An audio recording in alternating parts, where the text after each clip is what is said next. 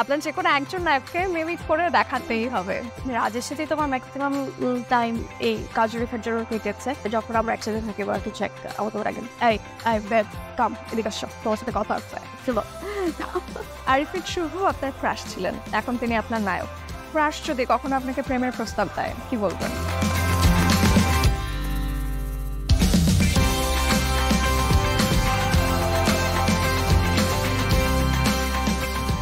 জীবন আসলে কি? অনেকে বলেন জীবন মানে বহতা নদীর মতন, আবার কেউ কেউ এও বলেন জীবন মানে হলো বিশ্বাস, দৃঢ় বিশ্বাস। সবসময় বিশ্বাস রাখতে হবে যে আপনার জীবনে খুব ভালো কিছু হতে যাচ্ছে। প্রিয় দর্শক, কাজল রেখা মানে বর্তমান সময়ের আলোচিত অভিনয় শিল্পী মন্দিরা চক্রবর্তীও কিন্তু এই কথাটা মনে প্রাণে বিশ্বাস করেন। সেই স্নিগ্ধ মানুষটিকে নিয়ে আমি ইন্দ্রাণী আপনাদের সবাইকে স্বাগত জানাচ্ছি স্যান্ডালিনার রূপকথায়।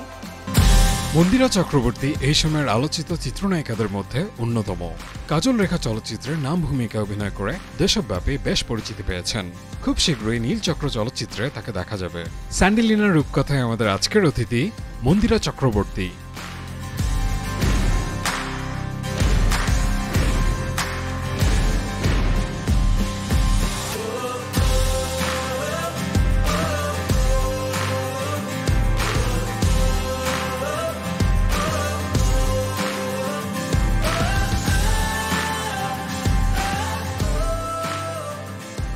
কি খবর, কেমন আছেন? আমি ভালো আছি, আপনি কেমন? আমিও ভালো আছি। মানে আপনাকে দেখে আমি প্রথমেই খুব স্তব্ধ হয়ে গেছিলাম, আমি বুঝে উঠতে পারছিলাম না যে আমি আসলে কি বলবো। কাজল রেখা আজকে আমাদের সেটে এবং চারিদিক নিমিষেই যেন আলোকিত হয়ে গেল।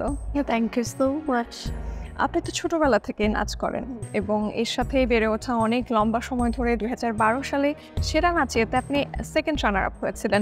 তারপরে অভিনয়ে আসা আসলে কিভাবে? সেকেন্ড রানার পর যখন আমি বের হই, তারপর থেকে আসলে অনেকগুলো প্রস্তাব পেয়েছি কাজের, তো তখন থেকে আসলে আমার মিডিয়াতে কাজ করা স্টার্ট হয়। আর সুন্দর হাসির, এই যে এত সুন্দর করে আপনি হাসেন, এত ফ্ললেস থাকেন, এটা সিক্রেট ক্যাসি? আমি জানি না এটা কোনো সিক্রেট আছে কিনা, যায় না। আজকে আমাদের ফার্স্ট অ্যানিভার্সারি। Happy anniversary. ও শিজ। এখন কি হবে? এখন হবে ফার্স্ট ওয়াশের 10 মিনিটস পাওয়ার ওয়াশিং এর ম্যাজিক। ফার্স্ট ওয়াশ ডিটারজেন্ট পাউডারের মাল্টি বুস্টার কাপড়ের যে কোনো দাগ ময়লাকে নিমেষে দূর করে এবং কালার গার্ড কাপড়ের রঙকে রাখে নতুনের মতন। সম্পর্কের রং থাকুক ফার্স্ট ডের মতন নতুন। আর জামা কাপড়ের জন্য ফার্স্ট ওয়াশ তো রয়েছেই, সাদার আরেক নাম ফার্স্ট ওয়াশ ডিটারজেন্ট পাউডার। হয়তো ঈশ্বর এত সুন্দর করে দিয়েছেন বলেই, বানিয়েছেন বলেই পছন্দ হয়। এই যে এত শুটিং হয়, এত স্ট্রেসড একটা লাইফ চাই, স্কিন কেয়ার, হেয়ার কেয়ার সব কিছুর মানে সময় পান কি আপনি নিজের যত্ন নেয়? কিছু সময় পাই, কিছু সময় পাই না, কিন্তু সময়টা আসলে বের করে নিতে হয়। কারণ দিন শেষে আমাদের এতটুকুই অ্যাকচুয়ালি মেইন, মানে এক্সপ্রেশন যাই বলি না কেন আমরা। সো এই পুরাটা অ্যাকচুয়ালি বডির টেক কেয়ার করা উচিত, কিন্তু সময়টা পেতে হয়। তো সময় পেলেই আমি স্কিন কেয়ার রুটিন এটা মেনটেন করে আসি। আপনার এই সুন্দর হাসি দেখে কোনো পুরুষ যদি মুগ্ধ হয়ে অপলক দৃষ্টিতে তাকিয়ে থাকেন কন্টিনিউয়াসলি, কেমন লাগে তখন আপনার? মাঝে মধ্যে তো একটু অকওয়ার্ড সিচুয়েশন পড়তেই হয়, কেউ যদি এইভাবে কন্টিনিউয়াসলি তাকিয়ে থাকে। আবার কিছুক্ষণ পর ভালো লাগে যে না, হয়তো মানে দেখছে, মুগ্ধ হয়েছে বলে হয়তো দেখছে। ভালো লাগা খারাপ লাগা দুটোই কাজ করে। কাজল রেখাতে আমরা বিশেষ কিছু গহনা আপনাকে পড়তে দেখেছি, ফুলের গয়নাতেও দেখেছি যতটা স্নিগ্ধ লাগছিল, একইভাবে আপনাকে গোল্ডের অনেক ভারী গহনাতেও দেখেছি।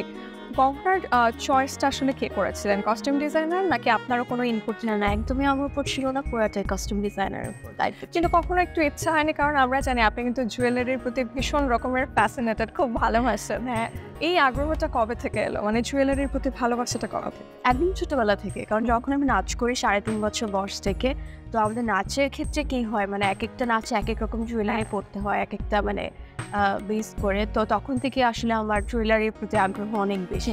তো ছোটোবেলা থেকে এখনো পর্যন্ত আছে সেমভাবে। কস্টিউম এবং ফ্যাশন স্টাইলের ক্ষেত্রে মানে কাউকে কি ফলো করা হয়? ফলো করা হয় বলতে আমি আসলে সবাইকে ফলো করি, টু বি অনেস্ট। কারণ আমার কাছে মনে হয় যখনই আমার যারটা পছন্দ হয়, মানে যে ড্রেস হোক বা জুয়েলারি হোক বা ফ্যাশন স্টাইল হোক, আমি সেটা পিক করার চেষ্টা করি। পার্সোনাল লাইফে আসলে নিজের যত্ন নেন কি করে? প্রায় 1-2 বছর হলো আমি নেওয়া স্টার্ট করেছি। মাসে হচ্ছে পার্লারে গিয়ে আমি একবার হলেও আমি নিজের যত্ন নিই, পেডিকিউর, আমি অফিসিয়াল whatever এটা আমি করি। আর ঘরোয়া কোনো টোটকাকে ইউজ করা হয়? কারণ ঘরের অনেক ইনগ্রিডিয়েন্টস দিয়ে অনেকে হচ্ছে ন্যাচারাল উপায়ে হ্যাঁ, এটা আমি করি না। এটা আমার মা করে, আমার উপর দিয়ে চালায়। আর আসলে যেমন চুলের যত্ন নেওয়ার জন্য বটল মাসাজটা আমার মা আমাকে ঘরে বসিয়ে করে।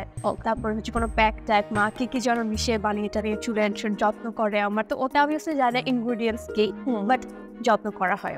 এই যে আমরা বলি না রূপে লক্ষ্মী গুণে সরস্বতী, আপনি নিজেকে সৌন্দর্যের মাপকাঠিতে 10-এর মধ্যে কত দেবেন? 10-এর মধ্যে কতটুকু বা কি এটা দিতে চাই না, কিন্তু আমি এতটুকু বলতে পারি ঈশ্বর আমাকে যথেষ্ট সুন্দর বানিয়েছে। সো ছোটবেলা থেকে নাচ করেছেন এবং নীলচক্রতে একজন নৃত্যশিল্পের চরিত্রে আপনাকে আমরা দেখতে পাবো। সো ওখানে এটা তো কাজল রেখা তো গেল একটা মিউজিক্যাল ফিল্ম, ওইটা কি ধরনের সিনেমা নীলচক্র? নীলচক্র একদমই এই প্রজন্মের স্টোরি, আর এটা হচ্ছে সোশ্যাল মিডিয়া বেস করে একটা স্টোরি। এখনই আমি বলে দিতে চাই না আসলে, না দর্শকরা সাসপেন্সে থাকে। এক্স্যাক্টলি, এটা ক্যাম্পেইন এখনো স্টার্ট হয়নি, তো আজকে কেউ ফ্যামিলি মেম্বার যারা আছেন তারা যখন ফাইনালি মানে খুবই প্রত্যাশিতভাবে বিগ স্ক্রিনে মন্দিরাকে দেখছে, কি বলে? প্রথমে কে কি বলেছিল? প্রথম যখন কাজল রেখে দেখেছে, আমরা যখন সবাই একসাথে মিলে দেখতে গেছিলাম, আমি লাস্টে দেখছি আমার মা কাঁদছিল। তো ওটা দেখে আমি একটা ইমোশনাল হয়ে গেছিলাম, মানে তার এতদিনের স্বপ্ন পূরণ হয়েছে। শুটিং এর প্রয়োজনে তো আসলে বাংলাদেশের ভেতরে কিংবা বাংলাদেশের বাইরেও প্রচুর ট্রাভেল করতে হয়, এবং আমরা দেখি আপনি কিন্তু ঘুরতেও একটু পছন্দ করেন, প্রচুর পছন্দ করেন। সো ফেভারিট ডেস্টিনেশন কি ঘুরতে যাওয়ার ক্ষেত্রে? Bangkok, USA, Kolkata. কাজল রেখাতে বেশ চ্যালেঞ্জিং কিছু মোমেন্টস আপনাকে শ্যুট করতে হয়েছে, আর রিসার্চ বা প্রিপারেশনের ব্যাপার তো ছিলই। ওখানে আপনাকে সাঁতার কাটতে দেখেছি, এবং একটা খুবই টাফ একটা মোমেন্টে যখন আপনাকে দ্বীপে নামিয়ে দিয়ে যাওয়া হয়, আপনাকে ঘাস চিবিয়ে খেতে হয়েছে। তো এই যে এতগুলো চ্যালেঞ্জ আপনি ফেস করলেন এবং সফলতার সাথে উঠেও গেলেন, কিভাবে করলেন? কেমন ছিল এক্সপিরিয়েন্স? এটা এক্সপিরিয়েন্স খুবই ভালো ছিল, অনেক মজারও ছিল আসলে। কারণ আমার লাইফে কখনো আমি সাঁতারও কাটিনি, ঘাস চিবিয়েও খাইনি, চরের মুখো হাত। আপনি কি যে নৌকা থেকে লাফ দিয়েছিলেন? সত্যি সত্যি লাফ দিয়েছে? লাফ দিয়ে, মাই গড, ওটা অনেক প্যাথেটিক ছিল আসলে সিচুয়েশনটা। তো অনেকটা কষ্ট হয়েছে, কিন্তু কষ্ট হলে আর কিছু করার নেই। সিনগুলো তো ওই যে বলে না, কষ্ট করলে কেষ্ট মেলে, সেটাই হয়েছে আমার। তো পার্সোনাল লাইফে কি সত্যিকারের কেষ্ট দেখা হয়েছে এখনো? মনে হয়। আমরা একটু জানতে পারি কেমন চলছে লাভ লাইফ? ঠিকঠাক। মন্দিরা বড় হয়েছে খুলনা শহরে এবং খালিশপুরে, যত জেনেছি। কেমন ছিল ছোটবেলা? খুবই ভালো ছিল আসলে। সত্যি কথা বলতে, আমাকে যদি এখন কেউ বলে যে জীবনে তুমি একটা কি চাও বা কোনো কিছু ব্যাক চাও কিনা, আমি বলবো আমার ছোটবেলার লাইফটা। আর আমার ছোটবেলার লাইফ এত এত এত ভালো কেটেছে, তো সব কিছু মিলিয়ে আসলে অনেক ভালো স্মৃতি। আর তখনের সময়টা আসলে একদমই আলাদা ছিল, তো ঠিকঠাক ছিল একদম। ছোটবেলাটা তো খুলনায় কাটলো, এবং ঢাকায় এলেন কবে আপনি? ঢাকায় হচ্ছে 2006-এ এসেছে আমি। আমার তখন তো আমি একদম ছোট, যখন আমি নাচ করতাম খুলনায়, তো তখন থেকে মার চেয়েছিল যে ঢাকায় কারোর কাছে আমি শিখেছি। তো আমি ছোটবেলা থেকে কাটতাম করতাম।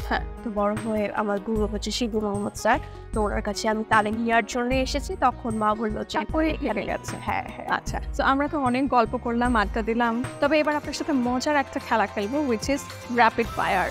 ওকে,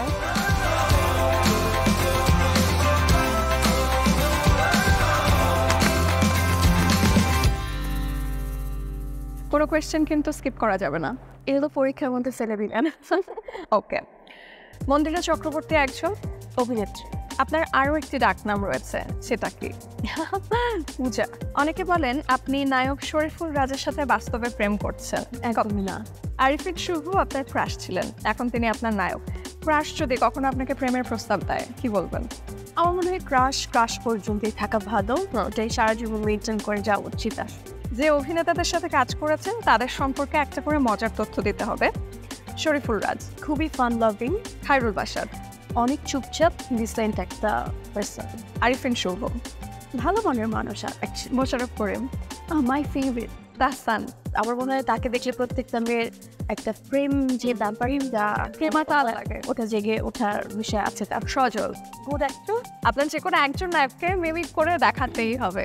রাজের সাথেই তোমার ম্যাক্সিমাম টাইম এই কাজল রেখার জন্য কেটেছে, যখন আমরা একসাথে থাকি বা কিছু একটা। আমার তোমার আগে এই বেব কাম এদিকে আসো, তোমার সাথে কথা আছে ছিল, লাইক এরকম আর কি। ওকে, নায়িকা পরিমণি বেশি সুন্দর নাকি আপনি বেশি সুন্দর? পরিমণি। আপনার সাথে কথা বলে খুব ভালো লাগলো and I enjoyed so much. আর ওই যে বললাম, আপনি আসার পরে সবটা যেন আলোয় আলোকিত হয়ে উঠে, এটাই চাই। আপনার জীবন সুন্দর হোক, আরও স্নিগ্ধ হোক, আর খুব ভালো থাকবেন। স্যান্টালিনা রূপকথার পক্ষ থেকে আপনার জন্য রয়েছে চমৎকার এই gift. Thank you so much. তাদের রূপকথাকে অনেক অনেক ধন্যবাদ। আজ সুন্দর একটি উপহার দেওয়ার জন্য অবশ্যই।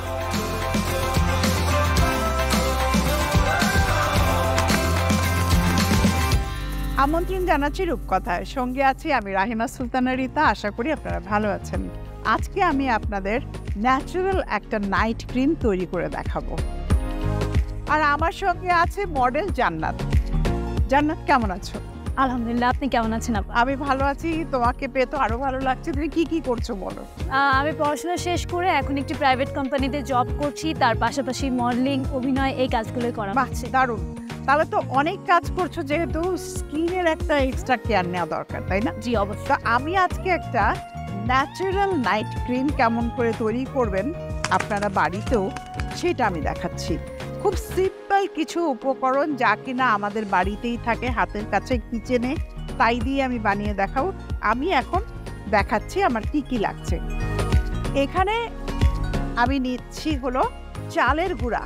চালের গুঁড়াকে রান্না করে নিতে হবে, একটু এরকম একটা থিক ক্রিমের মতো হবে। এখানে প্যারা অ্যামাইনো বেনজাইক অ্যাসিড আছে, যেটা আমাদের স্কিনকে ভালো রাখতে হেল্প করে। আর রাইস পাউডার পৃথিবীর বিভিন্ন দেশে ইউজ করা হয়, বিশেষ করে কোরিয়া, চায়না, এই সমস্ত জায়গায়। আর তার সাথে আমি অ্যাড করে দিচ্ছি, খুবই সিম্পল, মাত্র দুটো উপকরণ এখানে। অ্যালোভেরা জেল, বাজারের কেনা জেলটা আমরা ইউজ করতে পারি, অথবা এটা আমরা বাড়িতে মানে ফ্রেশ অ্যালোভেরা থেকেও নিতে পারি। যাদের নর্মাল স্কিন, তারা একটু সুইট আলমন্ড অয়েল আছে, এখানে আমি 2 ড্রপ দিয়ে দিলাম সুইট আলমন্ড অয়েল। আর যাদের স্কিন খুব অয়েলি, তাদের 2 ফোঁটা লেবুর রস। এই হয়ে গেল আমাদের নাইট ক্রিম। ওয়াও। মূল কথা, বাড়িতেই কিভাবে আমি আমার নিজের যত্ন করতে পারি তাই দেখুন। আর আমাকে সাহায্য করছে মডেল জান্নাত। এসো।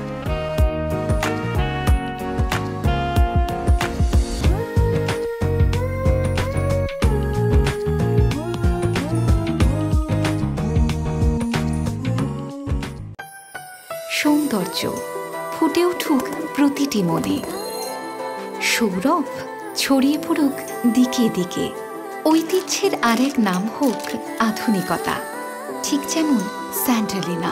স্যান্টালিনা সোপ।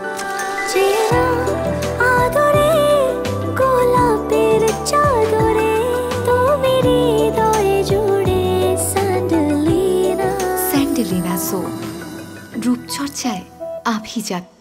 প্রথমে স্কিনে কিছু লাগাতে হলে তুমি খুব ভালো করে ফেসটাকে ওয়াশ করে নিতে হবে। দেন যাই আমরা অ্যাপ্লাই করি না কেন, ফেসটাকে ধুয়ে মুছে তা আমি এখন অ্যাপ্লিকেশনটা একটু দেখিয়ে দিচ্ছি। রাতের বেলা বিশেষ করে ঘুমোতে যাওয়ার আগে একটু নিজেকে ভালোবেসে 10টা মিনিট নিজেকে দিতে হবে। স্কিনটা খুব ভালো করে ধুয়ে নিতে হবে। আমি এই যে লাগিয়ে দেখাচ্ছি, একটা পাশে আমি লাগাচ্ছি, জাস্ট একদম চোখের নিচ থেকে শুরু করে সব। পরে মাসাজ করাটা খুব ইম্পর্ট্যান্ট। পরে জাস্ট 2 আঙুল দিয়ে নিজের এই জায়গাগুলো, এই যে লাভ লাইন থাকে না আমাদের, এই জায়গাতে সবচাইতে আগে রিঙ্কেলস চলে আসে। তো অলওয়েজ আপওয়ার্ড আমরা যদি এই মাসাজটা করি, তাহলে খুব এটা ভালো হয়। খুব সুন্দর করে ক্রিমটা লাগিয়ে মাসাজ করলে যেটা হবে, একদম পোর্সের ভিতরে চলে যাবে।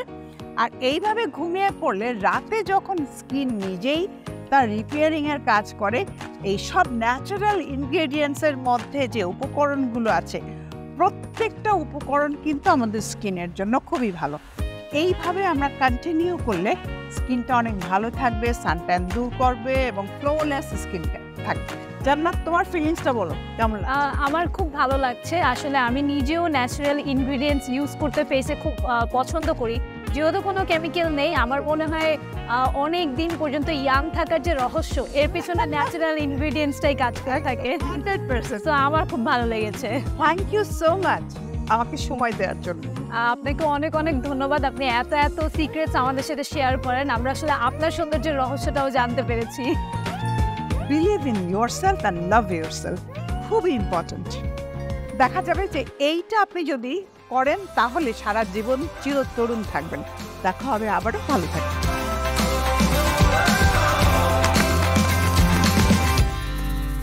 প্রিয় দর্শক, আপনাদেরকে অভিনন্দন জানাচ্ছি আপনাদের প্রিয় অনুষ্ঠান স্যান্ডেলিনা রূপকথায়। সাথে আছে আমি সালদিন, আমার সাথে আছে শিলা এবং বদরুল।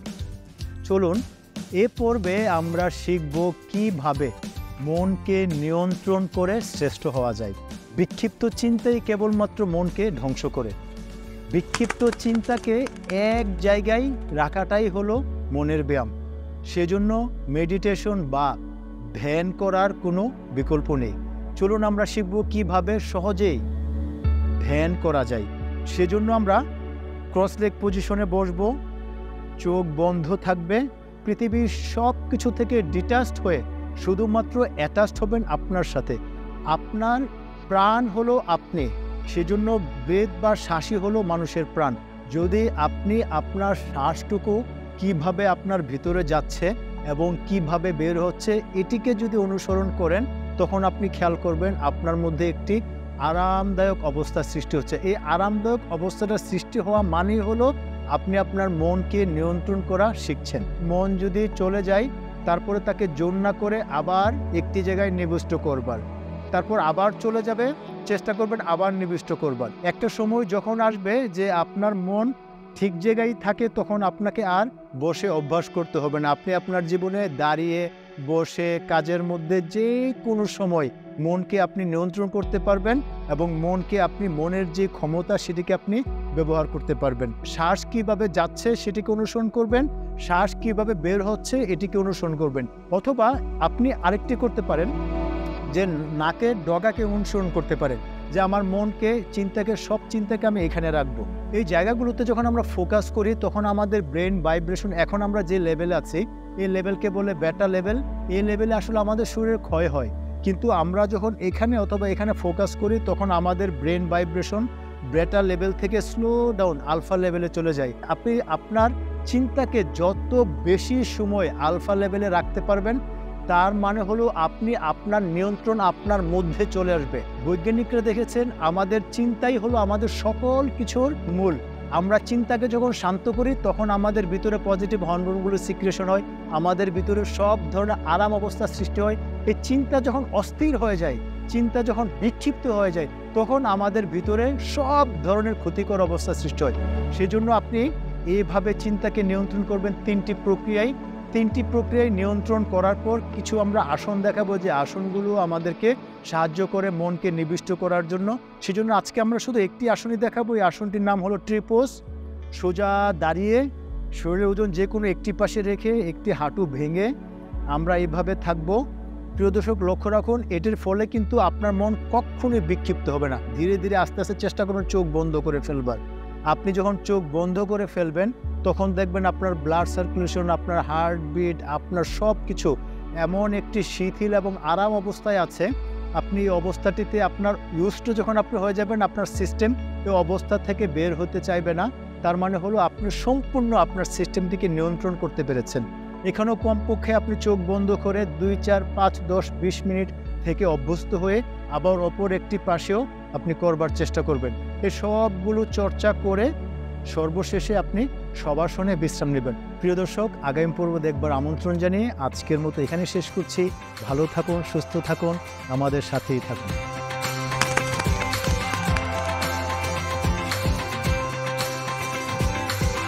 প্রিয় দর্শক, এতক্ষণ ধরে আপনারা উপভোগ করলেন স্যান্ডেলিনা রূপকথা।